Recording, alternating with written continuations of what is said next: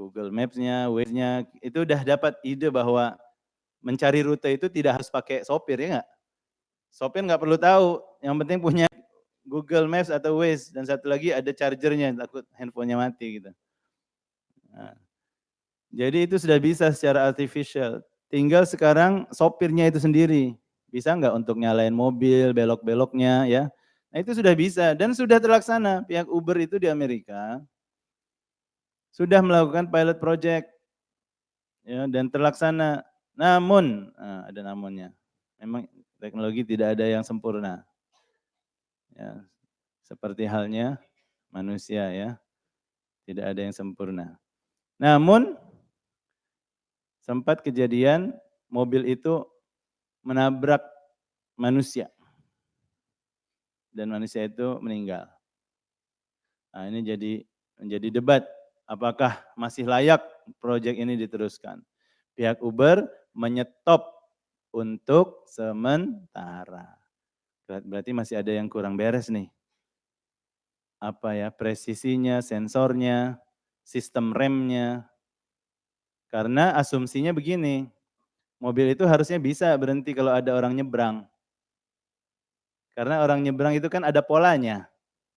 Dia nyebrang di mana, kapan, kecepatan nyebrangnya gimana, itu ada polanya. Tapi kadang pola itu tidak berlaku. Contoh, kalau di Malioboro, kira-kira polanya ada nggak itu? Tiba-tiba orang lompat mau nyebrang, mungkin nggak itu? Tiba-tiba becak berhenti di depan, terus orangnya lompat nyebrang. Nah, mungkin pola-pola seperti ini kan belum dipelajari ya. Nah, jadi mau bikin driverless car ke Jakarta, ke Jogja, ya polanya mungkin harus diadaptasi gitu. Tapi ini tidak sulit, cuma perlu sedikit waktu aja untuk mempelajari pola-pola yang ada ke depan gitu. Ya, pola-pola ke depan gimana nanti itu akan dikomputerisasi dan masuk ke dalam memori si AI, artificial intelligence, dan mobil itu akan semakin pintar. Jadilah mobil itu tanpa sopir.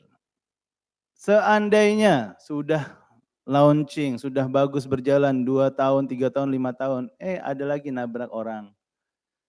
Sekarang si orang yang ataupun keluarga yang ditabrak mau ganti rugi, mau minta ganti rugi. Sekarang masalahnya siapa yang mau kalau mobil ini, nah ini tantangan ke depan. Jika mobil ini masih dalam kontrol sebuah perusahaan, mungkin lebih mudah.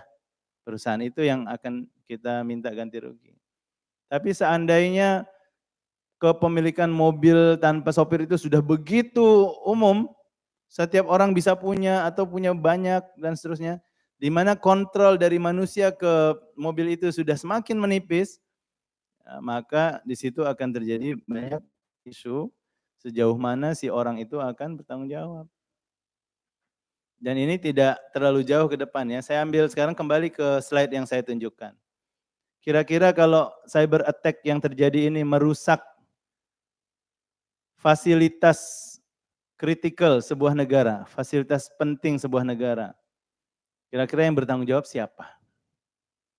Oh, kita lihat siapa yang mengirim virus itu atau mengirim serangan itu. Jika itu menuju ke satu orang individu, mungkin lebih mudah. Tapi rupanya ke perusahaan, ya mungkin perusahaannya. Tapi jika yang dituju setelah diidentifikasi rupanya serangan itu datang dari sebuah komputer di sebuah tempat publik yang tidak ketahuan, memang ketahuan IP address tapi tidak ketahuan orangnya. Nah, kira-kira siapa itu? Contohnya di Jakarta nanti mau jadi yang namanya smart city ya. Apa itu smart city? Kota pintar atau kota cerdas gitu. Jogja enggak tahu mau ada enggak program smart city. Yang ada berhati nyaman lah kata Pak Dodi kan ya. Jadi masih pakai hati gitu ya. Kalau Jakarta katanya mau bikin smart city. Banyak di negara-negara besar, di kota-kota besar di negara lain ingin menjadi smart city. Apa itu smart city? Di mana semua fasilitas publik itu saling terkoneksi dan bisa saling berhubung, saling transfer data dan saling memberikan command sehingga itu semua berjalan tanpa harus diklik satu-satu oleh orang. Contoh misalnya ada kecelakaan, ada kamera di pinggir jalan yang sebenarnya kameranya mungkin kamera untuk nangkap untuk tilang ya. Sekarang kita udah ada e-tilang. Tapi kameranya juga bisa berfungsi ke emergency service, misalnya pemadam kebakaran atau polisi atau ambulans, bisa disampaikan ke sana. Atau itu yang ruang publik, bagaimana tempat private, misalnya di kampus atau di mall atau di parkiran-parkiran tertutup, ada kecelakaan di situ ada kamera, bagaimana caranya supaya kamera ini juga bisa menghubungi atau dihubungkan ke pihak berwajib. Nah, ini semua akan terhubungkan. Ya, ini semua akan terhubungkan. Belum lagi sekarang banyak kita masuk ke berbagai tempat umum sekarang sudah tidak lagi pakai tiket, cukup ya misalnya scan handphone atau pasang foto, facial recognition. Nanti data-data ini akan saling dibagi. Nah sekarang kalau sudah keadaan seperti itu, siapa orang yang akan bertanggung jawab di balik sebuah sistem jika sistem itu melakukan sebuah pengerusakan. Ya, ini contoh, nah, nanti ke depannya ke dunia hukum internasional tentang cyber war misalnya. Selama ini yang dinamakan penggunaan use of force ya, penggunaan bahasa istilahnya Pak, kalau di UN itu ada use of force. Penggunaan kekerasan ataupun senjata. Apakah itu sekarang mencakup penggunaan kode-kode komputer ya, electronic coding yang bisa melakukan pengerusakan sistem? Apakah sudah bisa masuk ke situ? Karena kalau sudah bisa masuk ke situ artinya kita memasuki era cyber war. Di mana hukum perang itu sekarang sudah mengadopsi interaksi kita melalui komputer. Jadi artinya gini, kejahatan mengirim virus ke instalasi nuklir di Iran misalnya, ini yang pernah terjadi ya, instalasi nuklir di Iran, kemasukan virus komputer ya, lantas rusak. Nah, ini sama parahnya, sama bahayanya dengan ya mengirim bom ataupun misail ataupun sekarang orang pakai drone ya untuk menembak ataupun mengancam fasilitas tertentu. Ini sama rusaknya. Daya rusaknya malah mungkin lebih besar. Karena itu masuk ke dalam sistem jaringan. Dan itu bisa melebar kemana-mana. Pertanyaannya sekarang, apakah dengan adanya insiden hacking seperti itu bisa menimbulkan atau bisa menjustifikasi act of retaliation ataupun mempertahankan diri ya untuk kemudian peperangan. Ini belum ada hukumnya. Nah, ini kan lagi-lagi saya tunjukkan pertanyaan. Hukumnya belum jelas Bapak Ibu. Ya, Vienna Convention ya, Mbak, yang mengatur itu, ya belum diadaptasi. Karena nanti serangan itu maksudnya ya serangan yang selama ini kita pahami sebagai serangan bersenjata. Nah, tapi ada inisiatif dari NATO, ya, yaitu Pakatan Militer Atlantik Utara, ya pakatan itu, atau aliansi lah ya. Nah, susah nih, tercampur bahasa Malaysia itu. Itu sudah mulai mengeluarkan dokumen yang namanya Tallinn Manual, di mana mulai memberikan pengakuan ya tentang aspek-aspek perang melalui cyberspace. Jadi buat adik-adik yang punya minat di public international law, nanti bisa lihat sejauh mana ini diadaptasi atau hukum-hukum perang, hukum yang ada dalam UN Convention ini mengadaptasi perkembangan cyber ya. Ini dari fireeye.com ya. Selanjutnya juga bisa lihat ini Kaspersky. Kaspersky ini perusahaan terkenal Rusia ya, tapi sudah mendunia. Juga menunjukkan peta yang sama tentang serangan. Oke. Serangan yang terjadi malah lebih ini ya. Dinamis serangannya. Kok bisa beda? Ya kadang tergantung teknologi yang ada ya. Ada yang ke Indonesia enggak? Nah, itu yang nyala-nyala itu ada. Jogja tuh ada. Tapi enggak banyak ya. Jogja itu nyerang itu ke Cina. Wah, siapa ini? Bisa dilihat ya.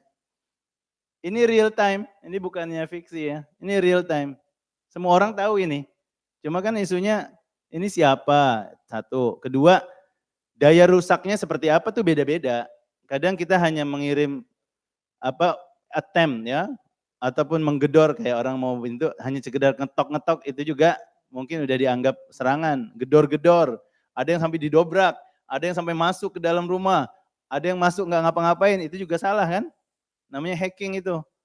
Hacking itu masuk tanpa izin. Ya, tapi kalau sudah memecahkan cracking namanya itu. Jadi dia pecahkan isinya. Jadi tapi semua ini adalah dianggap serangan. Baik itu percobaan ataupun sudah ke actual attempt, actual threat, actual attack. Apalagi kalau sampai masuk ke dalam sistem, merubah sistem, misalnya website UI diobok-obok misalnya. Pernah nggak itu? Buka ui.ac.id, yang muncul foto Pak Dodi. Foto Pak Dodi lagi gini gitu kan. Siapa ini? Kan Pak Dodi yang ditanya kan. Oh bukan saya, mungkin fans saya gitu ya. Nah itu juga penyerangan Bapak Ibu, penyerangan. Dalam artian ini semua adalah cyber attack. Nah apakah dia termasuk cyber crime atau tidak tergantung ya klausul undang-undangnya. Jadi dalam pandangan teknis ini semua ancaman. Tapi dalam pandangan hukum, nah ini juga kadang kita lambat. Ada ancaman-ancaman yang belum masuk ke dalam klausa hukum sehingga tidak bisa dikenakan tindakan undang-undang. Kalau Bapak Ibu tahu, undang-undang tentang cyber attack di Indonesia apa namanya? Undang-undang apa?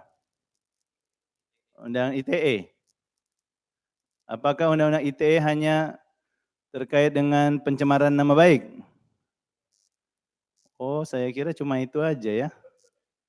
Selama ini orang bicara ITE, hate speech, fake news, hoax, fitnah, slander, libel, defamation. Itu hanya 2 pasal di antara ya lebih dari 100 pasal di Undang-Undang ITE. Nah, sayangnya kita masyarakat ya tidak terekspos, tidak terbuka. ITE ini banyak sekali sisi positifnya untuk memperkuat ekonomi digital kita, untuk mengamankan infrastruktur digital Indonesia. Cuma sayangnya yang lebih banyak dipakai kok yang itu. Pasal 26, 27, 26, 27. Ada pasien nggak puas nulis email tentang dokter dikenakan pasal itu. Ya, ada pegawai tidak puas dengan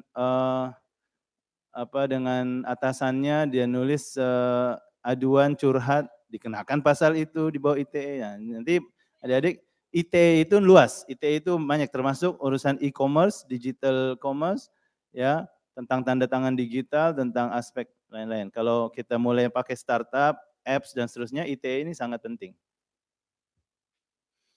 Nah, jadi kembali ke apa yang saya sampaikan ini contoh bagaimana sudah ada kelihatan di depan mata kita masalah, tapi belum tentu undang-undang cyber law bisa me, eee, me, dipakai ya untuk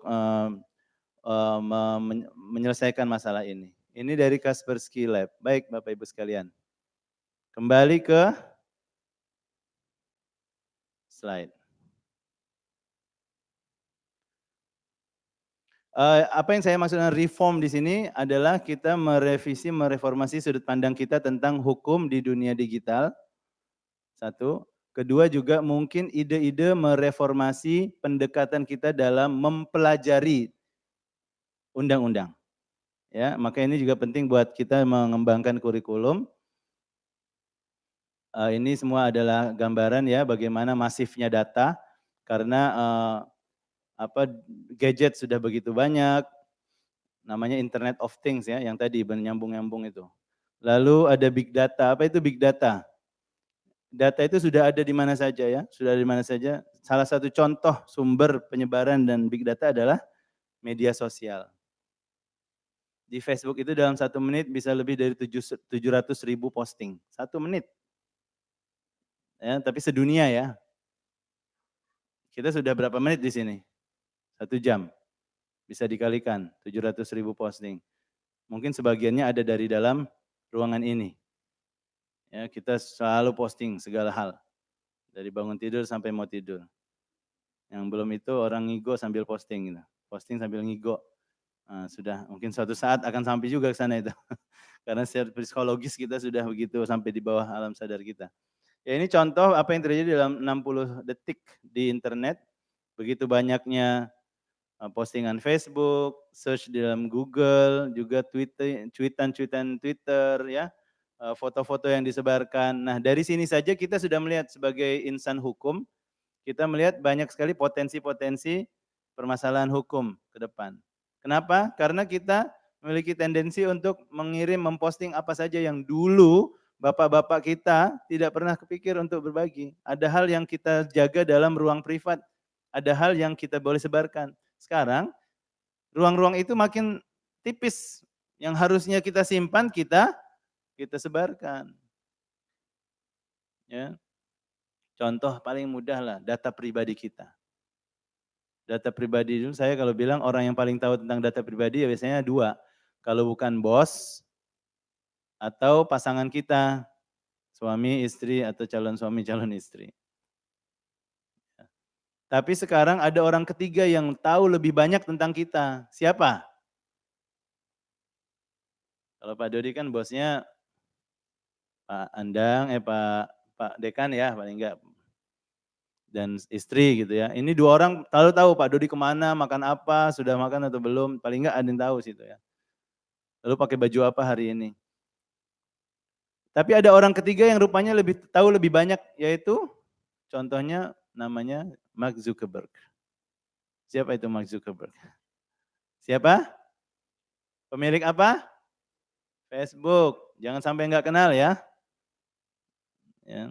Kita harus tahu belajar tentang dia walaupun dia tidak selesai kuliahnya ya. Mark Zuckerberg. Bukan cuma Facebook, malah sekarang dia memiliki apa? Instagram. Apalagi? WhatsApp. Ini tiga digabung ini sudah lebih kuat dari siapapun. Karena dia bukan cuma tahu Pak Dodi ada di mana, pakai baju apa, tapi tahu dia kemarin sama siapa dan apa planning ke depan mungkin tahu gitu. Ya, dahsyat. Nah, jadi di situ saja kita sudah mulai lihat ada ancaman-ancaman ya, yang kita tidak sadar. Kita tidak sadar bahwa data itu sudah begitu luas. Karena nanti ke depan begini Bapak Ibu, ketika kita mau melaksanakan atau menguatkan hak kita, hak undang-undang kita untuk tidak di tidak diganggu, supaya privasi kita tetap dijaga, supaya tidak dikuntit orang, tidak dimonitor. Tapi nanti tiba-tiba dikasih tahu sebenarnya yang membocorkan data itu bukan kami, tapi kamu sendiri gitu loh. Kita harus sadar lah bahwa Facebook itu bukannya diari kita, bukannya buku diari kita. Nggak tahu kalau mahasiswanya masih punya buku diari. Ada yang masih punya buku diari?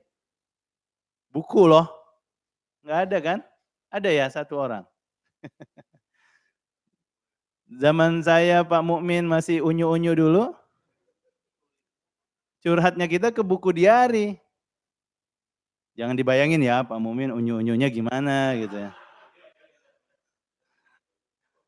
Ya kita punya buku diari itu. Oh habis beli lagi, habis beli lagi. Jadi yang kita curhatin cuma sampai di situ. Nah, suatu saat kita punya istri, kita punya anak, tunjukin inilah buku diari papa dulu. Oh papa begitu rupanya ya. Gak apa-apa sama istri anak sendiri. Tapi sekarang peran buku diari itu sudah nggak ada loh. Itu nggak? Yang ada sekarang Facebook, Twitter, Instagram. Karena kita sebenarnya secara pribadi kita masih punya kebutuhan untuk itu. Untuk meluahkan ya. Masih ada itu. Walaupun dunia digital berubah kita masih ada. Tapi sekarang yang di depan kita adalah pilihan-pilihan ini. Padahal kita masih bisa kalau mau memilih punya buku diari. Tiap malam ya. Hello diari, ketemu lagi sama kamu. Hari ini capek, demo dari pagi. Padahal Pak Dekan sudah bilang jangan demo hari ini. Ditulis semua. Ya. Tapi sekarang udah enggak Bapak Ibu. Jadi data itu sudah terumbar. Kalau data sudah terumbar, ini salah satu basis ya yang menyatakan hak kita sudah tidak ada lagi. Lawang Anda sendiri kok. Oh tapi kan itu saya nggak pernah maksud saya gitu. Lah Anda baca nggak term and conditionnya di Facebook, di Instagram, atau di aplikasi-aplikasi yang Anda install di handphone itu. Semuanya kan gratis. Tapi ketika gratis itu mereka minta sesuatu dari kita, yaitu minta akses ke handphone kita. Jadi tidak ada yang gratis sebenarnya. Ada di sini handphonenya yang pakai aplikasi berbayar, yang dibayar, yang beli. Ada nggak? Nggak ada kan? Saya juga nggak ada. Terlalu enak sekarang teknologi gratis, tapi Anda ingat, segala sesuatu ada konsekuensi bahwa kita berbarter dengan data kita. Lagi-lagi data kita sudah terumbar. Nah ini yang perlu dibetulkan. Ada undang-undang PDP sekarang sedang dibicarakan. RUU Perlindungan Data Pribadi.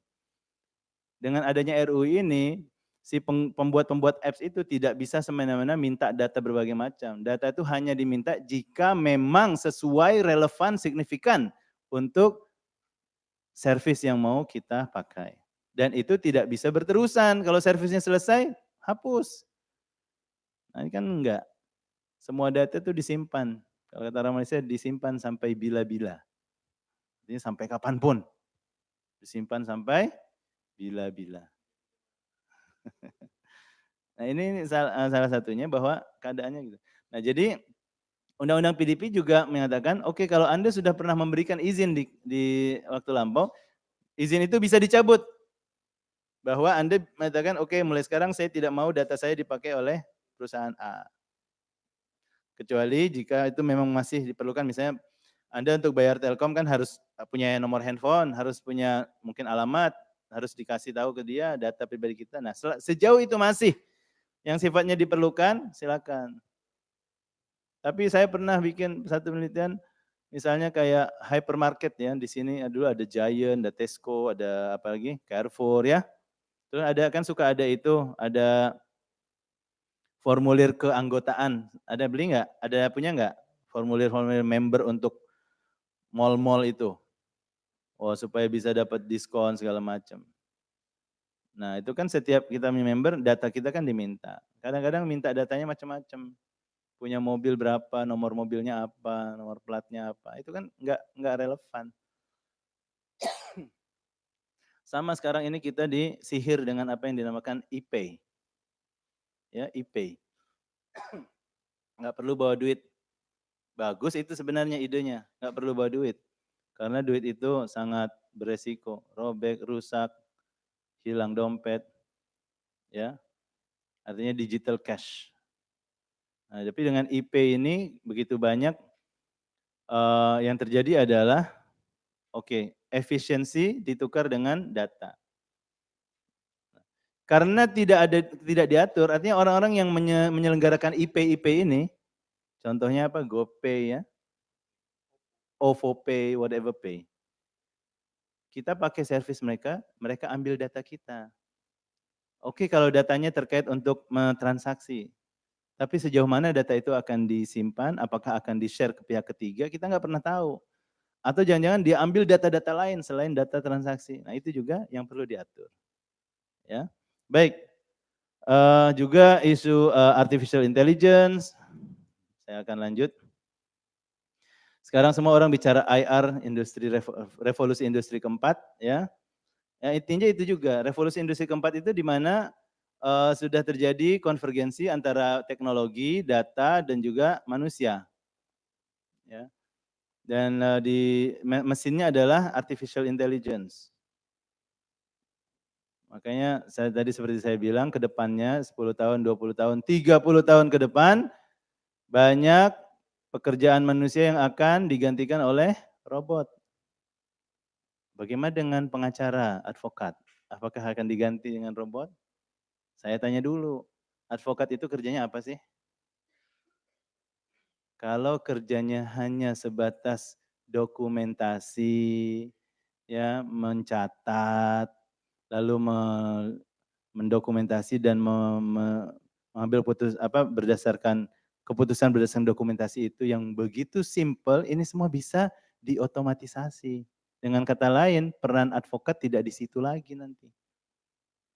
Jadi ketika Anda mau jadi advokat, skill-skill baru itu harus ditentukan. Skill apa kira-kira nih? Oke, bagaimana dengan skill penelitian? Ya, penelitian. Bagaimana kita memprediksi sebuah kasus? Itu juga ke depannya bisa diotomatisasi. Di Malaysia ini kan kita pakai Doctrine of Judicial Binding Precedent ya. Artinya undang-undang itu, keputusan-keputusan hakim itu lengkap dari tahun 1600, 1700 sampai sekarang, sampai yang terbaru. Nah itu, AI, artificial intelligence bisa merangkum itu, eee, pendekatan-pendekatan hakim berdasarkan reasonable dan variabel yang diletakkan, ke depannya akan dengan mudah membantu advokat untuk memberikan prediksi tentang kemungkinan menang atau kalah sebuah kasus. Walhasil nanti tidak perlu lagi banyak pekerjaan penelitian, research, legal research nggak terlalu diperlukan. Sudah diganti lagi oleh otomatisasi. Bagaimana dengan pekerjaan counseling dengan klien? Nah, lagi-lagi kalau yang di-counselingkan itu adalah yang terkait dengan penjelasan undang-undang, mungkin si klien sudah bisa nyari sendiri. Si klien itu, aku ada masalah A, pengen tahu undang-undangnya tentang A, nanti teknologi akan semakin mudah, dia nggak perlu cari advokat hanya untuk bertanya tentang itu, gitu loh. Lagi-lagi pekerjaan advokat akan berkurang. Oh, bagaimana dengan litigasi ke pengadilan? Apakah nanti juga diganti robot? Nah, mungkin di situ ya. Nah, di situ di mana peran manusia masih agak sulit diganti oleh robot, yaitu berargumentasi, berimprovisasi, argumen, ya. Tapi untuk melakukan itu akan dimudahkan oleh robotisasi. Nah, jadi ke depan tetap hadirin, profesi advokat ini harus bersiap-siap, beradaptasi untuk mengoptimalisasi teknologi pada saat yang sama mencari set baru tentang skill-skill yang diperlukan. Karena bagaimanapun tidak semua hal dari sisi kemanusiaan ini bisa diganti oleh robot. Ingat, robot itu tidak punya rasa ya, tidak punya rasa. Kalau kita cubit, sebenarnya dia nggak merasa, tapi dia akan diprogramkan kalau ada benda luar ya menekan kamu, menekan kulit kamu dalam takaran sekian senti, sekian inci, itu namanya kamu sedang dicubit. Maka kamu harus bilang, "Au, aduh." Ini diprogram. Kalau kamu lagi jalan tiba-tiba ketabrak, artinya kamu akan ada hentakan fisik dan kamu mungkin akan tertabrak sekian meter sampai sekian meter, di luar kontrol kamu, itu namanya kamu ketabrak, lalu kamu jatuh, maka kamu harus bilang, "Subhanallah," gitu. Makanya inovatornya muslim ya, jangan cuma aduh lah, subhanallah, astagfirullah, la haula wala quwata illa billah. Kalau tiba-tiba fisik kamu merasakan overheat, ada yang agak memanas, berarti kamu lagi dekat api gitu. Menjauhlah dari api, maka kamu harus bergerak menjauh dari sekian meter radius ya. Nah ini semua diprogram, tapi tidak ada rasa. Nah itu belum lah, sampai ke depan pun masih belum ada penelitian bahwa robot itu nanti bisa merasa. Emotional feeling itu belum. Nah disinilah ya peran-peran advokat yang mengandalkan emosional, karena kita kan berhubungan dengan manusia, ini yang tidak akan terganti. Maka nanti perlu skill counseling yang lebih tinggi, lebih tajam, dan di situ kita berperan. Nah ini suara ke demo ya, sudah mulai. Turun ke cyberspace dulu ya. Itu Pak Mumin sudah gatel kakinya ya, kayaknya.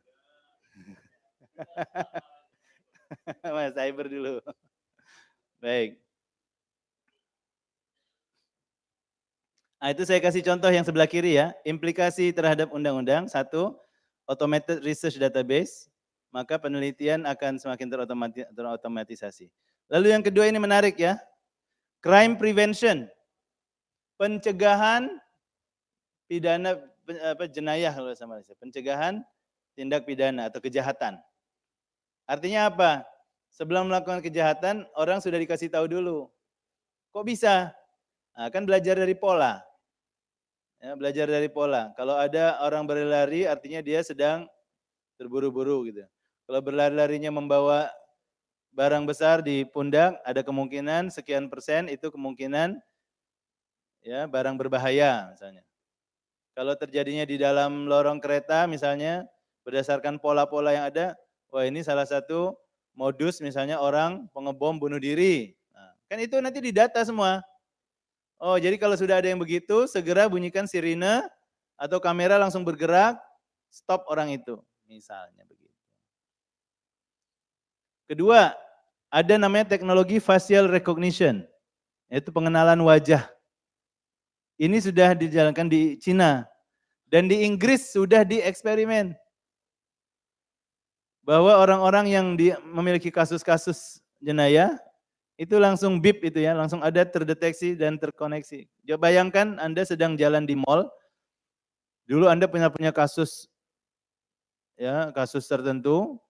Nah, lagi jalan di mall itulah kamera menangkap dan memberikan informasi kepada pihak penguasa, pihak otoritas dan nanti tiba-tiba polisi mendekati Anda atau mengekori Anda. Jadi hal-hal seperti ini bisa terjadi. Di Inggris sudah dilakukan eksperimentasi penggunaan facial recognition untuk mendeteksi kriminal, tapi setelah itu diprotes. Karena ini dianggap membahayakan privasi dan kenyamanan publik. Nah, biasanya itu publik akan terbelah jadi dua. Oh ini bagus, supaya kita aman. Iya kalau yang kena Anda gimana? Anda pasti nggak suka. Dan satu lagi, teknologi ini juga suka salah. Karena kadang kan ada dua orang yang memiliki fiturnya yang ya. Dulu saya masih zaman muda saya sering ditanya, "Oh ini Andy Lau ya?" Misalnya. Itu contoh lah ya. Contoh yang sebenarnya ngasal juga itu. Tapi jadi kita dikira lain. Nah ini kan sangat mungkin terjadi. Kecuali kalau bisa mendeteksi sidik jari ya atau biometrik. Tapi kalau sudah wajah, deteksi wajah itu kan ada titik-titik tertentu ya. Kan dihitung semua. Jarak dari ujung hidung ke tengah-tengah pelipis. Lalu jarak dari hidung ke tulang pipi. Ini semua diidentifikasi. Nah, ketika jaraknya itu lebih kurang sama, berarti ini si Anu. Sering terjadi di mana ada kesalahan. Nah, inilah terjadi ya dilema ataupun polemik antara yang mendukung dengan yang tidak mendukung. Antara keperluan untuk security, pengamanan publik dan juga privasi, ya. Juga yang agak penting yaitu AI bisa membantu untuk mendeteksi atau memudahkan alat bukti. Ya, autentikasi alat bukti, ya. Ini juga akan banyak membantu.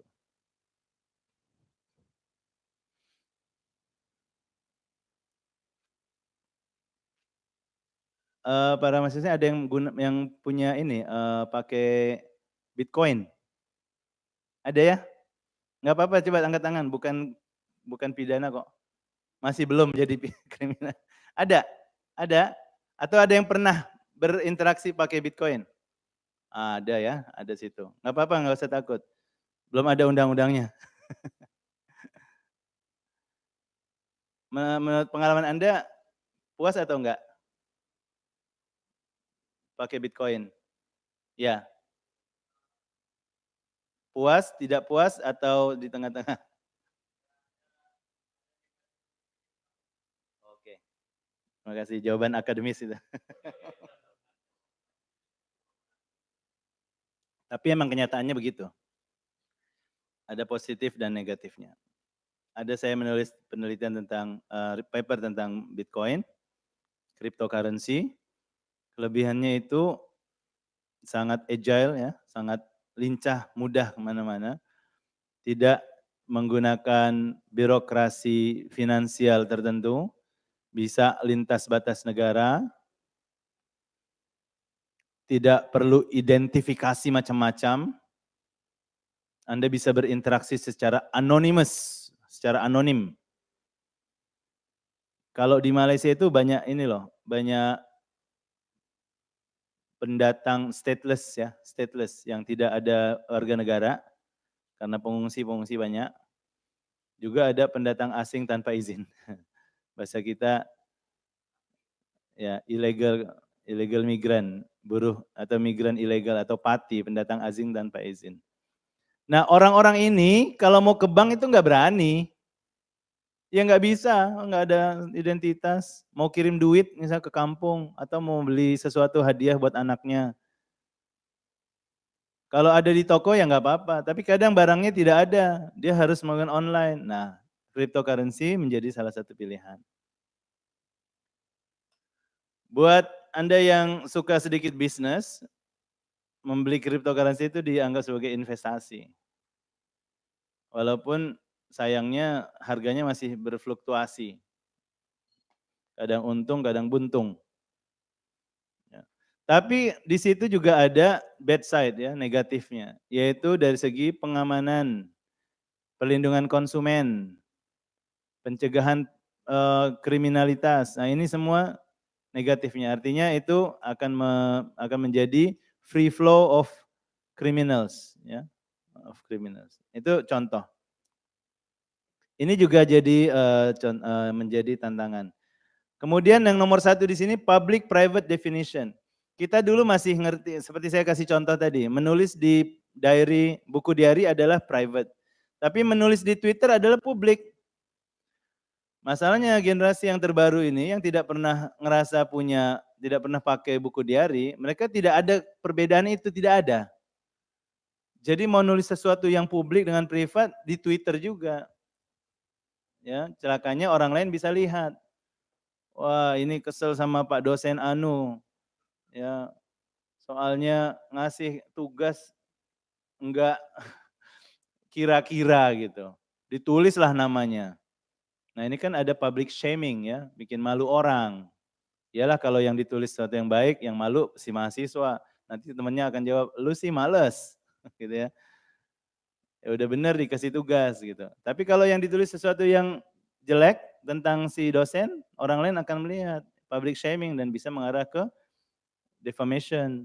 Ya. Nah ini kita tidak ingat, ini ya salah satu tantangan bahwa cyber law ini jadi masalah ketika kita tidak bisa membedakan mana ruang privat dan mana ruang publik.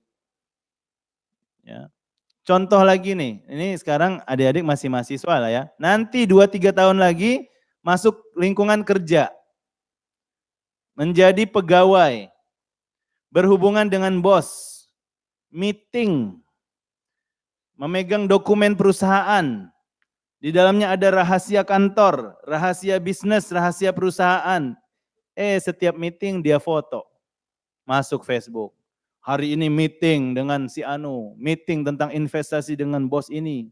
Kan itu orang nggak semuanya bisa ya, nggak semuanya bisa dipublikasi. Si bos itu maunya diam-diam, kamu udah bilang nanti saingannya akan buat sesuatu yang lain. Nah, jadi itu ada dunia situ di mana kita lupa membedakan ruang privat, ruang publik sehingga membocorkan rahasia negara ya. Kalau yang kerjanya dengan negara, rahasia negara. Ya pernah satu saat di Inggris itu istrinya diplomat, dia ngebocorin di Facebook, oh suamiku lagi meeting sama si Anu tentang urusan negara. Suami yang perempuan, ibu-ibu melahirkan bayi. Lalu apa? Setelah bayinya keluar dia selfie dengan bayi, di belakangnya masih ada ibu-ibu yang masih posisi habis melahirkan. My first achievement, kali pertama, gitu ya, bangga lah ya. Tapi ditaruh di Facebook. Ya langsung dipecat. Jadi mohon adik-adik ini yang begitu digital ya dari hari ke hari. Ruang itu masih ada loh, pembatasan itu masih ada. Walaupun sekarang lebih sulit ya, antara ruang privat dengan ruang publik. Mana yang harus dijaga sendiri, mana yang di-share. Kalau perlu, mana yang tidak perlu masuk media sosial. Ingat Facebook ini bukan diary, tidak sama, settingnya beda. Walaupun kita bilang private, nah sejauh mana kita bisa dan sejauh mana dia akan tetap private seperti itu. Baik, saya akan lanjutkan. Nah, ini contoh ya, digital native di mana-mana kalau ngelihat tempat, wah ini cocok masuk Instagram ini. Ya, pergi ke tempat baru, mana sudut-sudut yang dia mau foto. Lupa bahwa sebagian tempat itu mungkin privat ataupun rahasia, ya. Digital native ini adalah fenomena sosial, yaitu orang-orang yang ketika terlahir sudah begitu bercampur dengan lifestyle digital, begitu masuk ke dalam lifestyle digital sehingga terinternalisasi dalam diri dia. Sehingga dia kadang susah membedakan mana ruang privat, mana ruang publik. Mana aset privat, mana aset publik. Contoh tentang hak cipta. Kenapa ada undang-undang hak cipta? Karena misalnya karya itu buku ya. Karena buku itu Anda boleh beli tapi Anda hanya memiliki fisiknya saja. Adapun hak untuk mereproduksi, membagi-bagikan ke orang, menjual ke orang lain, itu diatur oleh hak cipta. Jika si pemilik hak cipta tidak mengizinkan, Anda tidak boleh menyebarkannya. Sama dengan lagu, sama dengan video, film. Nah, masalahnya sekarang ada sedikit apa-apa pun kita sharing. Ya, kita dapat lagu terbaru, kita download, kita share. Video baru kita share. Buku kita share. Buku ini kan kadang kita punya e-book ya. E-book ini, sebagian e-book itu masih private loh, masih private domain. Maka kita harus hati-hati dulu. Ini dapatnya dari mana? Apakah memang dari awal si penulis atau publisher itu menyebarkan ke publik? Itu oke. Atau si penyanyi, si musician itu mempublikasikannya di YouTube, itu oke, bisa kita share. Tapi kalau rupanya itu diambil dari koleksi pribadi dan seterusnya, nah di situ kita harus hati-hati karena kita menabrak ya undang-undang hak atas kekayaan intelektual. Nah ini yang mulai blur ya, artinya batas-batasnya itu mulai tidak kelihatan sama bagi digital native ya. Digital native ini itulah akhir aja udah masuk Facebook. Welcome to the world, ayah ibunya yang fotoin ya. Akhirnya apa?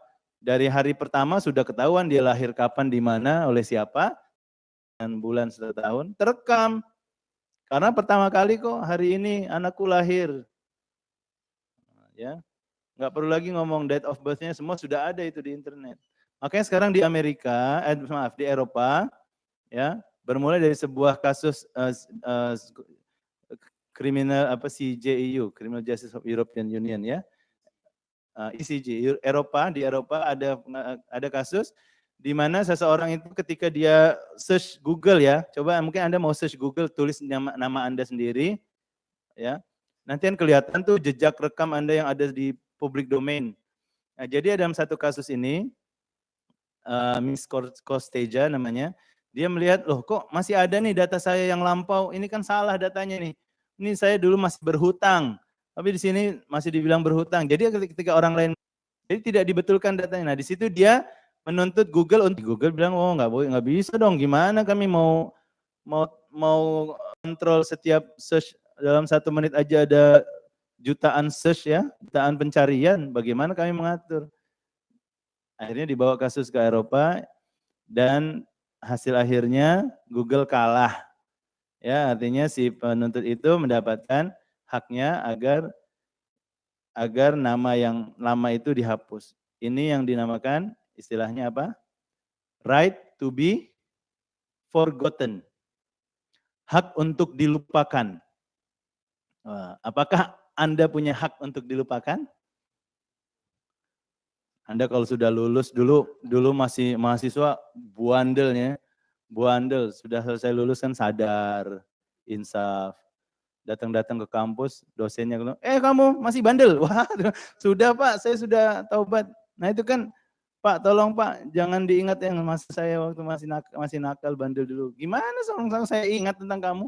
Apa bisa itu dirubah itu? Hak untuk dilupakan. Ini kan ketika masuk ke dalam konteks Google Search Engine, mahkamah membolehkan. Artinya itu jangan direkam, yang salah-salah dulu, yang sudah dibetulkan. Dan ini diadopsi oleh regulasi di Uni Eropa yang dinamakan GDPR ya, General Data. Jika Anda tidak senang ada perusahaan atau organisasi yang masih menyimpan data yang lama dan itu sudah salah, maka itu harus hapus. Ini perkembangan sangat menarik ya. Nah, ini di Indonesia sendiri saya ambil dari clipping-clipping pemberitaan. Begitu banyak masalah dengan penyalahgunaan data pribadi, pengamanan KTP elektronik, ya KTP elektronik yang begitu katanya sempat tidak aman, terus dipalsukan, ya macam-macam kejadian. Lalu penyalahgunaan sosial media, Anda lihat sini, judulnya saja sudah bikin heboh.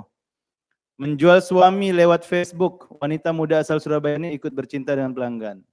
Ini kan nggak pernah terbayangkan ya kejadian menjual suami di Facebook. Kebocoran data pengguna Facebook di Indonesia yang dilakukan oleh Cambridge Analytica di Amerika ya. Oke, ini contoh-contoh penggunaan fake account, akun-akun palsu untuk menyebarkan ujaran kebencian dan juga berita palsu. Ya, ini juga salah satu contoh yang sudah sangat mengemuka, terutama dalam konteksnya politik ya, karena didorong dengan iklim politik, pemilu, jadi isu ini begitu besar, begitu cepat, banyak dipakai. Ini juga tentang kasus penyalahgunaan foto dan juga pemalsuan akun. Nah, kenapa sih orang begitu mudah memalsukan akun? Ya sangat mudah. Ini contohnya ini, anak Cina ini.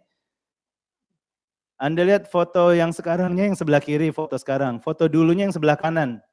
Yang ngelirik itu loh. Dia bilang saya kesal saat menemukan foto-foto saya diubah-ubah oleh orang lain. Ini contohnya. Ini jadi viral kebetulan. Dibuat meme tentang dia. Viral. Ya, ketemu George Bush lah, jadi Da Vinci Code, Lord of the Ring, Titanic, ada semua nama dia. Ini hanya contoh kejadian nyata bagaimana mudahnya orang mengutak-atik ya foto, tanda tangan, identitas, dan sekarang ini video ya, hati-hati ya. Kita lihat oh video siapa misalnya Presiden Jokowi bilang ini, coba dicek dulu benar atau enggak. Oh ini video kok, ya dicek dulu. Ada suaranya aja, Pak Anies Baswedan, suaranya gini, coba dicek dulu. Ini semua bisa dipalsukan sekarang. Ya, sama halnya mudahnya dengan memalsukan gambar, memalsukan nama, memalsukan gerakan video. Mohon maaf, ini semua sangat mudah. Jadi tolong kita hati-hati ke depan sebelum kita menyebarkan berita palsu. Juga pemblokiran misalnya TikTok, dulu sempat ya diblokir. Kan dulu, tapi TikTok ini dulu ada masalah, akhirnya dari segi tertentu diblokir, namun sekarang sudah tidak ya. Ya, penipuan online, dulu kan suka bicara, mama minta pulsa, ya. Sekarang modusnya lain, penipuan meniru email polisi, tapi ini macam-macam. Oh, Anda punya kasus di Polda DIY karena kasus pernah nabrak ayam misalnya, tolong segera selesaikan. Ini nomor telepon yang bisa dihubungi. Nah itu udah orang lain penipu ya. Nah, ini juga online fraudster dulu digunakan pakai handphone, sekarang pakai email ya. Sudah banyak. Nah disinilah saya contohkan kenapa kita perlu cyber law. Saya pikir sama. Dan cyber law ini bukan lagi agenda lokal, tapi sudah jadi agenda regional dan internasional ya. Cyber law ini sudah jadi agenda regional internasional. Di ASEAN kita sudah ada e-ASEAN Framework, walaupun belum menjadi konvensi ya. Lalu APEC sudah membuat APEC Privacy Framework untuk menjadi menjadi pegangan ataupun panduan. Lalu Uni Eropa dan juga di peringkat internasional kita ada Cybercrime Convention ya, konvensi cybercrime. Baik. Ini adalah contoh-contoh kasus-kasus yang juga memerlukan perhatian seperti citizen journalism, ini saya sebut tadi ya, online shop, cryptocurrency, ya, penggunaan mata uang kripto, lalu juga pengaturan Uber, Gojek, Grab, ya, ini kan masih belum confirm ya, masih belum jelas.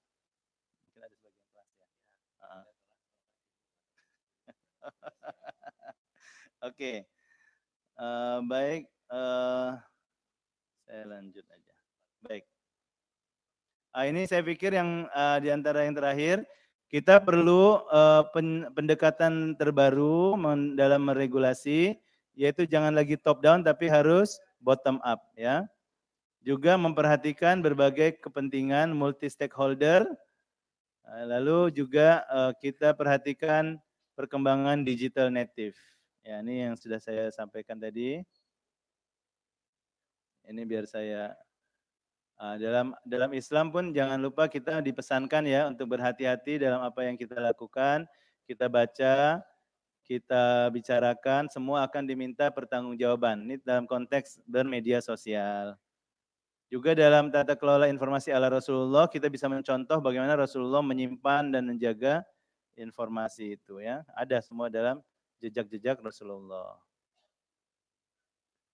Oke, saya pikir ini yang terakhir Mas. Dalam mengembangkan kurikulum berparadigma cyber law, ya kita bisa melakukan dua pendekatan. Pertama, kita mereview silabus yang ada. Misalnya apa? Undang-undang perikatan atau undang-undang kontrak. Nah, di situ kita masukkan aspek-aspek electronic contract ya. E-contract atau digital contract, smart contract. Kita masukkan ke situ tanpa harus merubah keseluruhan silabus, tapi kita isi, kita tambah. Ya. Atau kadang-kadang kita perlu membuat silabus baru, course outline baru, misalnya terkait hukum pidana siber khusus, ya, atau tentang hukum kontrak elektronik, atau tentang pengaturan internet seperti censorship dan seterusnya, bisa jadi satu mata kuliah. Ya, ini jadi ada dua pendekatan, mau merevisi yang ada atau membuat ya silabus-silabus baru. Baik. Nah, ini cuma contoh-contoh. Ini contoh-contoh penelitian yang ada bisa dilihat secara cepat saja. Ini contoh-contoh penelitian yang sudah berlangsung di kampus saya ya, di kampus kami. Ya, dari sini bisa mungkin menginspirasi tentang untuk penelitian kita ke depan. Ya, bisa dibaca cepat saja. Ini dalam kaitan hukum pidana ya, cyber law kaitannya hukum pidana. Lalu cyber law dalam kaitannya hukum perdata dan kontrak. Ini juga ada banyak contoh-contoh penelitian ataupun kajian. Selanjutnya cyber law dalam kaitannya hukum internasional, termasuk free trade, human right to the internet, ya, cyber war, ya, cyber terrorism dan seterusnya. Nah, ini contoh-contoh mahasiswa saya. Baik, saya rasa itu saja. Ini ada pesan terakhir, ya. Industrial Revolution 4.0. Revolusi industri adalah tentang bagaimana kita mengubah cara pandang kita ke depan. Kalau kita tidak merubah, maka kita akan ketinggalan.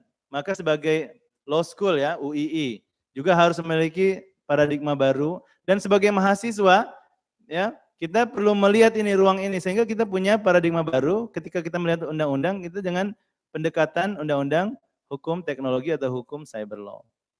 Saya kutip di sini Stephen Elop. Dia itu yang menjadi bosnya Nokia. Pernah tahu nggak Nokia ini? Kecuali bapak-bapak ya. Tahu ya, Nokia dulu lah zaman Anda masih SD mungkin. Nokia ini yang merajai handphone. Kalau nggak Nokia itu nggak keren gitu. Jadi yang lain itu ada lah, tapi Nokia. Nah sekarang Nokia nggak dikenal gitu loh. Apa kata si bosnya ketika terakhir dia melakukan press conference? We didn't do anything wrong, but somehow we lost. Apa artinya? Dia pikir apa yang dia lakukan selama ini baik-baik saja. Kami buat apa yang kami biasa buat. Tapi masalahnya dia lupa ada persaingan di sana. Dia lupa untuk mempercepatnya. Dia lupa untuk melihat persaingan orang lain, untuk melihat kemajuan orang lain. Dia ikuti cara dia selama ini, tiba-tiba dia sudah tertinggal. Nah, ini akan terjadi kalau kita tidak siap dengan perubahan. Dan untuk sebagai calon advokat, calon akademisi, Anda harus siap ini. Jangan lihat law yang ada, tapi juga perkembangan aktual di lingkungan. Itu saja dari saya. Mohon maaf atas segala kekurangan. Terima kasih atas segala perhatian. Assalamualaikum warahmatullahi wabarakatuh. Waalaikumsalam warahmatullahi wabarakatuh. Terima kasih Pak Sony, luar biasa. Tadi kita mendapatkan penjelasan yang sangat gamblang bahwa perkembangan teknologi ini sudah tidak bisa dibendung lagi. Bahkan hukum harus bisa merespons terkait dengan perkembangan teknologi. Tadi sudah dirinci beberapa tantangan hukum terkait dengan perkembangan teknologi, mulai dari masalah privacy, batasan antara private dan publik sudah mulai samar-samar dan bahkan kadangkala sering bermasalah di dalam prakteknya. Kemudian kita juga tadi disuguhkan banyak sekali masalah hukum terkait dengan teknologi, misalnya seperti hoax, kemudian penipuan, saya juga sering dapat SMS, kemudian dapat telepon gitu kan. tiba-tiba ada orang telepon sok kenal seperti itu, nanya anak saya lagi ada masalah gitu, disuruh untuk bayar uang gitu. Padahal anak saya nggak ada yang SMA, semuanya paling besar yang TK seperti itu. Jadi sekarang sudah mulai banyak sekali permasalahan hukum terkait dengan perkembangan teknologi, dan bahkan sekarang ini hukum mencoba untuk merespon baik itu di tingkat domestik, juga di tingkat regional, di ASEAN, dan juga di tingkat global atau internasional. Baik Bapak Ibu sekalian dan hadirin sekalian yang berbahagia, saatnya ini sudah mulai banyak yang berkurang, saya kira ini banyak yang ikut demo ini kayaknya. Jam 10 sudah mulai dikonsolidasi. Ya, ada pertanyaan mungkin dari Bapak Ibu sekalian dan hadirin sekalian? Ada yang mau bertanya? Any questions? Ya, silakan. Sebut nama, kemudian pertanyaan. Ya. Ya, terima kasih. Assalamualaikum warahmatullahi wabarakatuh.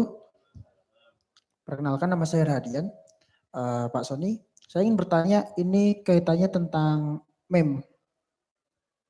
Ya, dewasa ini perkembangan meme itu sangat luar biasa gencar, sehingga banyak sekali sebenarnya lebih ke foto-foto pribadi seseorang dijadikan sebagai bahan untuk meme, dijadikan sebagai bahan untuk joke dan sebagainya.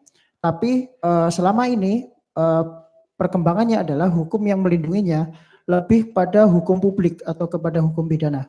Nah, sebenarnya ada nggak sih dimensi hukum private di sini, hukum perdatanya untuk melindungi kekayaan intelektual yang dimiliki oleh pemilik foto asli itu? Kalau memang seperti itu, bagaimana skema untuk mengembangkan hukum yang semacam itu? Mungkin itu aja, terima kasih. Terima kasih Mas Radian. Ada lagi pertanyaan yang lain? Ada? Oh, silahkan. Ya, sebut nama dan pertanyaan. Assalamualaikum warahmatullahi wabarakatuh. Nama saya Farah. Pak, saya mau nanya tapi agak melenceng sedikit nggak apa-apa ya? Tentang sebenarnya konsep dari deep web itu gimana sih Pak? Dan apakah ada regulasi yang udah mengatur hal tersebut? Entah itu dari pemerintah atau dari NGO kayak organisasi internasional atau semacamnya gitu. Terima kasih.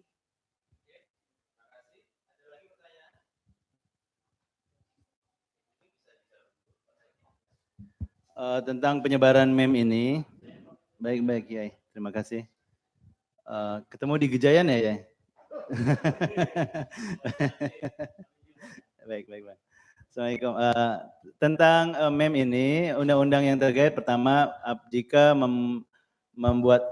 pembuat meme itu bisa terjebak pada ujaran kebencian ataupun hoax ya, penyebaran palsu, atau pencemaran nama baik. Jadi meme ini hanya bentuknya, tapi esensi hukumnya sama, ya. Sama halnya kayak kita nulis. Kadang nulis itu bisa jatuhnya ke pencemaran nama baik dan seterusnya. Jadi kalau memang terjadi hal itu, lagi-lagi kita harus kembali ke perundangan yang ada pada masing-masing itu. Namun tadi yang menarik ketika si pemilik gambar selagi dia orisinil dan sebuah karya yang bisa ya. Itu otomatis semua meme ya, baik itu yang negatif ataupun yang positif. Ya sama kayak buku lah. Kita nulis buku itu ada hak ciptanya, tapi terlepas isi buku itu Anda bisa terkena berbagai undang-undang yang bisa menjerat gitu. Nah, cuma sekarang ini gini, perspektif ini harus berubah. Kalau Pak Polisi sibuk mengejar orang yang bikin meme, itu satu hari ada berapa meme kita punya? Betul nggak? Yang tentang demo ini aja sudah keluar. Gejayan memanggil. Setelah itu saya dapat Gejayan menggigil. Lalu ya ini contoh, nggak ada nama orang, nggak ada apa. Tapi kan sebagian ada nama orang. Apalagi dulu zaman kampanye, saat pemilu, macam-macam. Jadi ini sebenarnya pendekatan pada kebijakan hukum, Pak. Bukan lagi pada asas legalitas. Mau dibilang salah. Tapi sekarang gini, ini yang harus kita sama-sama kampanyekan bahwa pertama kita kampanyekan penggunaan digital, teknologi digital dan internet yang sehat. Itu wajib, semua orang. Semua tidak terkecuali, warga, penguasa dan seterusnya. Kedua dalam konteks pelaksanaan hukum ya juga jangan berorientasi pada tadi sedikit-sedikit menyeret ke pengadilan, sama kayak yang pencemaran nama baik, dikit-dikit bahwa itu kita jadi sebuah bangsa yang sibuk di pengadilan aja nanti, dan itu sangat tidak sehat. Coba kita harus makin tenggang rasa dan sebuah karya dilawan dengan karya gitu loh. Jadi kalau dilawan secara positif, jangan. Nah ini isunya lagi-lagi kebijakan hukum, bukan lagi masalah legalitas ya. Nah ini perlu kita sebagai akademisi kita kampanyekan agar kebijakan hukum ke depan jangan berujung-ujung semua pada litigasi, pada penuntutan di ruang pengadilan dan seterusnya. Sama hal dengan pencemaran nama baik, dikit-dikit bawa ke pengadilan, dikit-dikit bawa ke pengadilan, ya jangan. Dan kalau ia pun bawa ke pengadilan, mungkin yang terbaik adalah perdata. Jika memang ada kerugian perdata, jangan bawa ke pidana. Buat apa? Dikit-dikit mau ngancam, ada seorang musisi yang begitu talentanya begitu baik, masuk penjara 6 bulan, 1 tahun, hanya karena dia memberikan ujaran yang tidak disukai. Bawa pada kasus perdata. Ini buat perbandingan. Di Malaysia dan di banyak negara Commonwealth, kasus-kasus ujaran kebencian dan juga pencemaran nama baik itu larinya ke perdata, tidak ke pidana. Tapi di sini saya lihat lebih banyak ujungnya ke pidana. Mungkin itu perbandingannya. Baik, lanjut kepada yang kedua, deep web. Pernah masuk ke deep web? Belum. Nah, dengar-dengar aja. Dark web, deep web. Ini ruang misteri ya. Ini secara teknis yang dijelaskan begini. Internet itu kan bersambungnya berbagai koneksi jaringan. Jaringannya UI dengan UMY, UMY dengan UAD, UAD dengan universitas lain, lalu bersambung dengan instansi pemerintah, lalu dengan pemilik pribadi, itulah internet. Jadi kalau mau dibilang internet itu sebenarnya luas. Nah, adapun internet yang kita tahu sekarang ini adalah internet yang terkoneksi dengan platform ataupun platform yang sudah disepakati secara umum, yaitu yang dinamakan World Wide Web, WWW. Nah, jadi seperti saya bikin blog, saya pakai platform yang sudah ada di WWW yaitu wordpress.com, alamatnya wordpress.com. Maka saya presensi ataupun keberadaan blog saya ada di situ. Lalu juga UI bikin blog, bikin website menggunakan platform yang ada, maka ada di situ. Sementara banyak lagi koneksi-koneksi lain yang tidak menggunakan platform World Wide Web. Dan itu tidak kita lihat ketika Anda buka Google Chrome segala macam, itu nggak ada di situ. Masuknya lewat jalan lain, lewat teknik lain, lewat aplikasi lain, ya. Bisa tetap lewat komputer, nggak harus masuk lewat pohon atau lewat kuburan, enggak. Masuk lewat komputer, tapi masuknya tidak pakai web browsing yang selama ini kita kenal. Nah dari situ kita masuk, kita akan lihat disitulah ketemu dengan berbagai koneksi komputer dengan berbagai orang, dan ini termasuk, nah di sini bedanya, dark web ini sangat luas, sangat anonymous, orang tidak karena, jadi infrastrukturnya memungkinkan orang untuk tetap anonim, tidak ketahuan siapa, IP address-nya dari mana, tidak ketahuan, jadi menyebabkan kalau tidak saling tahu identitas, maka komunikasinya jadi beda, jadi segala hal bebas di situ. Ada yang mau ngajak ngerampok, ada yang mau saling tuduh-menuduh, ada yang mau jual data bank, ada yang mau menjajakan diri atau menjual, mempromosikan jual bayi. Itulah deep web, memungkinkan segalanya. Ada yang mau jual drug, narkoba, ya nanti banyak misalnya ruang iklan, silakan yang mau narkoba hubungi IP address, dia nggak akan kasih nomor handphone seperti kita yang punya. Jadi semua komunikasi melalui itu, itulah dinamakan deep. Kenapa deep? Karena dalam. Ini cuma analogi. Kalau Anda lihat gunung es, apa yang muncul di permukaan laut, itulah internet yang kita kenal. Sementara selebihnya itulah deep web yang ada jauh lebih banyak lagi. Dan nggak usah ke sana. Pesan saya nggak usah. Siapapun Anda, nggak usah ke sana. Karena terlalu banyak hal-hal yang sebenarnya kita tidak perlu tahu. Pornografinya, pedofilianya, ya ada di situ. Sampai teroris-teroris yang menyebarkan paham-paham dogmatis semua ada di situ. Dan itu karena anonymous maka lebih susah untuk mendeteksi. Menariknya baru-baru ini FBI ada dia mau masuk ke dalam karena sedang mau menginvestigasi tentang salah seorang yang membobol, jadi online fraudster ya, penipu online. Dia masuk salah satu atau sebagian officernya masuk ke dalam deep web, ya maka berinteraksi mulai dan akhirnya bisa nangkep salah seorang yang melakukan penipuan online besar-besaran. Nah itu dengan cara investigasi dan intelijensi. Ya, dinamakan deep web. Ada juga mengatakan dark web, yaitu web gelap, dark web. Nah, karena tidak tahu data identifikasi tidak ada di situ. Nah, itu contohnya.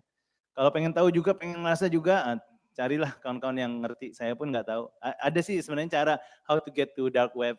Ada, Anda harus install apa tertentu, tapi ya resiko lah, nggak usah kesana. Ya, ibaratnya kita orang hukum ya kita lihat yang zohir-zohir aja gitu ya. Ya al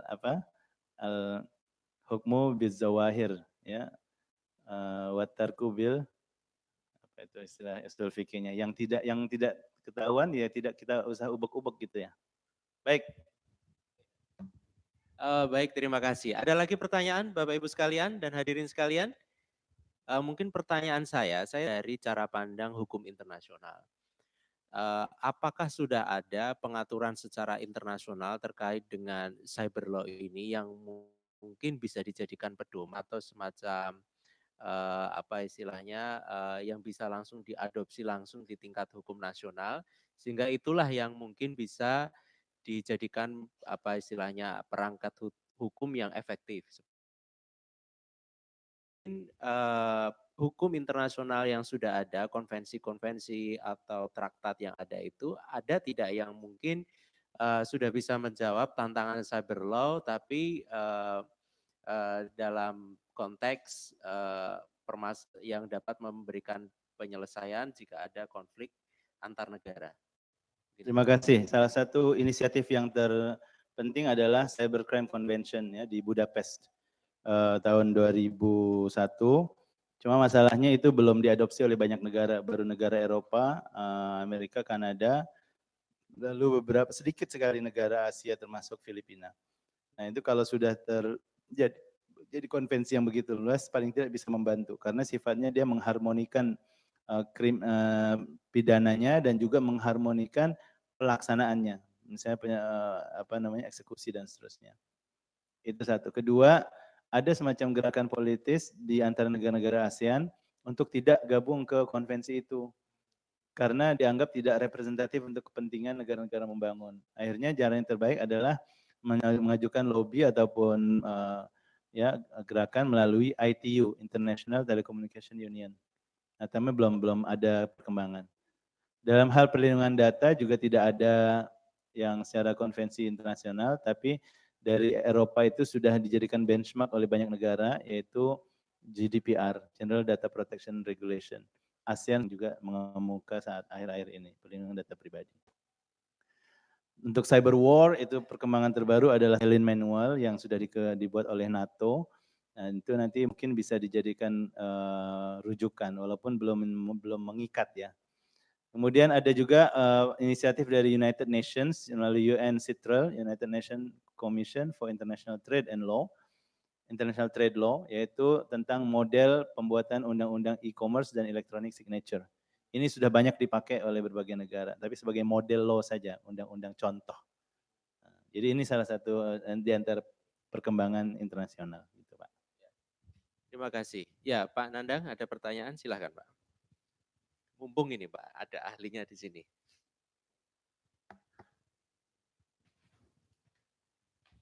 Baik, Assalamualaikum warahmatullahi wabarakatuh. Baik, yang pertama tentang akurasi identifikasi muka kita ya, wajah ya. Ini saya di Facebook saya itu sekarang tuh banyak sekali yang diidentifikasikan dengan saya gitu ya. Artinya foto orang tapi iya itu dianggap foto saya gitu ya. Memang yang mirip tuh kacamatanya misalnya itu ya. Atau ya ada yang sama sekali tidak mirip gitu ya. Itu berarti kan Facebook ini belum akurat dalam mengidentifikasi orang. Nah ini saya khawatir kalau suatu ketika misalnya ini dipakai untuk catatan kriminal gitu ya. Ada orang yang tadi ya, ada orang lain yang melakukan perbuatan kejahatan, tapi itu diidentifikasi sebagai saya. Ini sekarang itu bukan hanya banyak, tapi banyak sekali itu yang diidentifikasi dengan saya gitu ya. Ini sebenarnya apa yang terjadi itu ya? Apa kesalahan enkripsi atau bagaimana itu ya? Itu yang pertama. Yang kedua, saya ingin mengetahui tentang perkembangan PDP di Malaysia gitu ya, sudah sejauh mana. Di Indonesia kan sekarang itu baru inisiatif untuk membuat undang-undang perlindungan data pribadi ya. Dan memang kita ini sekarang hampir tiap hari itu ada saja telepon atau ada saja SMS, bahkan WA yang entah dari mana mereka dapat data saya gitu ya. Kalau data pribadi mungkin iya, tapi sampai ke nomor HP segala macam kan terbatas saya memberinya gitu ya.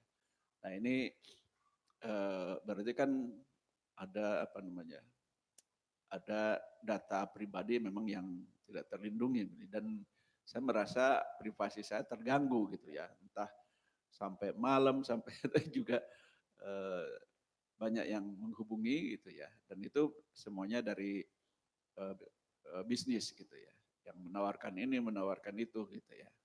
Bukan hanya kalau di Facebook kan kita tidak terganggu ya, tidak terganggu karena tidak langsung yang mengganggu itu kan telepon ya, telepon itu yang mengganggu. Nah jadi ini saya ingin tahu di Malaysia itu apa saja yang diatur di dalam undang-undang PDP-nya di sana gitu ya, sehingga mungkin Indonesia bisa mempelajari itu. Dan ketika saya di Australia juga saya sudah mempelajari di sana, juga saya pelajari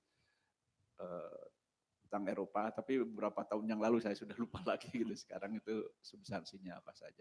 Demikian, terima kasih. Assalamualaikum warahmatullahi wabarakatuh. Baik, Waalaikumsalam. Terima kasih Pak Andang. Pertama tentang facial recognition, seperti saya katakan, memang tidak sempurna, kadang-kadang salah. Nama kita, akun kita di-tag secara salah ke foto-foto orang yang tidak bersangkutan. Itu memang agak mengganggu dan merugikan. Itu apa yang kita bisa lakukan, kita kasih tahu si pemilik foto bahwa itu bukan saya. Atau dari awal sekali, apa yang saya lakukan adalah di Facebook saya, dalam urusan setting kita menonaktifkan tagging orang lain. Itu bisa Pak. Jadi artinya orang tidak akan bisa men-tagging kita walaupun secara sengaja, kecuali kalau kita moderasi, kita setujui. Itu saya lakukan itu, sehingga memudahkan supaya kita tidak terganggu dengan tagging-tagging yang salah. Dan kalau katakan tagging yang salah ini sudah menyebabkan kita bermasalah dengan undang-undang, ya mau tidak mau penyelesaiannya adalah dengan membuktikan bahwa itu bukan kita gitu. Terpaksa bahwa itu salah, fotonya foto orang lain, kebetulan kadang ekspresinya beda-beda, ya itu akhirnya arahnya ke sana. Atau kita buat affidavit kalau dalam bahasa common law ya, pernyataan bahwa itu bukan saya gitu. Kalau kita apa itu, pernyataan apa gitu, yang pakai materai. Terpaksa itu kalau ujung-ujungnya gitu. Baik. Nah, tapi dalam berbagai aplikasi dan dunia digital, kita sebenarnya masih punya kontrol dari awal, apakah membolehkan tagging atau tidak. Itu nanti bisa dilihat, termasuk Instagram dan lain-lain. Tapi nanti kata anak-anak kita, oh kalau nggak bisa tagging nggak seru dong gitu, nggak saling tagging, nggak saling kayak. Nah itu pilihan kita. Setiap pilihan ada masalahnya dan ada implikasinya. Gitu. Yang kedua tentang PDP, ini subjek besar Pak, mata kuliah besar dan bidang besar. Memang Indonesia alhamdulillah sih saya lihat setahun terakhir orang udah ngomongin ya, karena mulai banyak kasus. Terakhir ini Malindo katanya bocor itu, makanya kalau Anda pernah naik Malindo ada kemungkinan data Anda sudah bocor ke internet. Di Malaysia sudah dipanggil oleh pihak JPDP, yaitu perlindungan data pribadi komisi namanya, dan diminta penjelasan karena berdasarkan undang-undang ada itu bisa ditanya dan kalau memang ada kesalahan bisa dituntut. Bahkan pihak Kominfo sudah saya hubungkan dengan pihak Malaysia untuk berhubungan tentang kasus Malindo. Nah, jadi di Malaysia itu undang-undangnya sudah ada sejak tahun 2010, tapi pelaksananya baru 2013. Nah, kalau undang-undang ini sudah ada Pak, memang dari awal setiap perusahaan, setiap organisasi yang mengumpulkan data dia harus nyatakan ini untuk apa, data ini untuk apa, bagaimana menggunakannya, sampai kapan digunakan. Lalu juga ada hak-hak Bapak untuk misalnya menyetop penggunaan itu. menyetop penggunaan pada data tertentu. Tapi katakan, oh saya nggak pernah berhubungan dengan perusahaan ini, tiba-tiba kok dia ngontak saya. Berarti dia dapat dari pihak lain. Kita perlu cek, Bapak dapat dari mana? Oh dari telco kita, dari perusahaan telekomunikasi. Kita bisa mengadu Pak ke sana. Kita kasih rujukan, kita mengadu. Nah, kalau di Malaysia, dua-duanya bisa dilaporkan, yaitu yang sumber tadi sama orang yang nelponin kita itu. Cuma kadang-kadang yang nelponin kita nggak ngasih data ataupun identitas, itu masalah. Nah, jadi dalam Undang-Undang PDP dari awal akan diatur sehingga jika terjadi kebocoran itu kita punya kontrol. Misalnya dia bisa dipanggil atau kita bisa mengadukan dan data itu bisa dikembalikan kepada keperluan asal, tidak di-share ke depannya. Nah, cuma kalau bicara prinsipnya ada 9 minimal. Kalau ada kesempatan public lecture ke depan khusus tentang perlindungan data pribadi, saya insya Allah senang bisa datang lagi. Tapi untuk sekedar ini aja, ke depannya diskusi ke depan jika ada pertanyaan silakan kontak email saya sony@iium.edu.my. Juga website saya atau blog yaitu sonyzulhuda.com. Silakan di-share. Kadang-kadang banyak isu-isu terkait terakhir adalah tentang data pribadi. Bisa di-share itu bisa diobrolin. Itu saja Pak, terima kasih Pak Nandang. Terima kasih Pak Sony. Alhamdulillah saya kira kita cukupkan sekian karena kondisi kampus yang sudah tidak kondusif. Tadi sudah mendengar suara sirine berkali-kali, sudah mendengar suara teriakan-teriakan dan yel-yel mahasiswa. Dan kita pun juga harus mendukung nuansa demokrasi yang ada di kampus ini. Baik Bapak Ibu sekalian dan hadirin sekalian yang berbahagia, kami haturkan terima kasih kepada Pak Sony Zulhuda PhD yang telah berkenan memberikan kuliah umum pada siang hari ini. Sebagai bentuk apresiasi kami ada semacam kenang-kenangan yang akan kami berikan, mungkin diwakili oleh Pak Budi selaku Kaprodi kepada Pak Sony secara langsung. Mungkin Pak Sony bisa maju ke depan. Sebentar. Plakatnya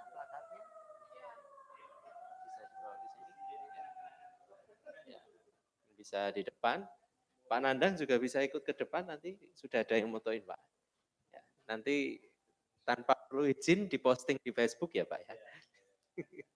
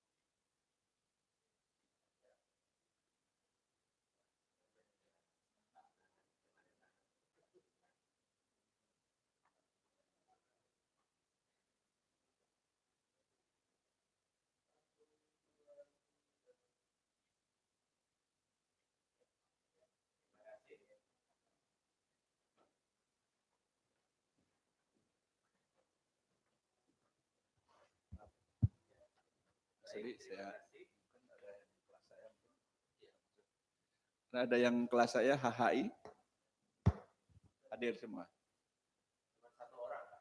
Ya, mana yang kelas HHI? Satu orang. Ada di belakang. Ya. Ya, untuk yang kelas kontrak drafting, oke, 1, 2, 3, 4, 5, 6, pastikan absen di depan, ya. Hanya yang absen di sini saja yang akan saya berikan ACC dan tidak akan ada absensi lagi. Oke, terima kasih. Mari kita tutup dengan membaca hamdalah bersama-sama. Alhamdulillahirrabbilalamin. Assalamualaikum warahmatullahi wabarakatuh. Coba Mas yang HHI, mana? Coba sini.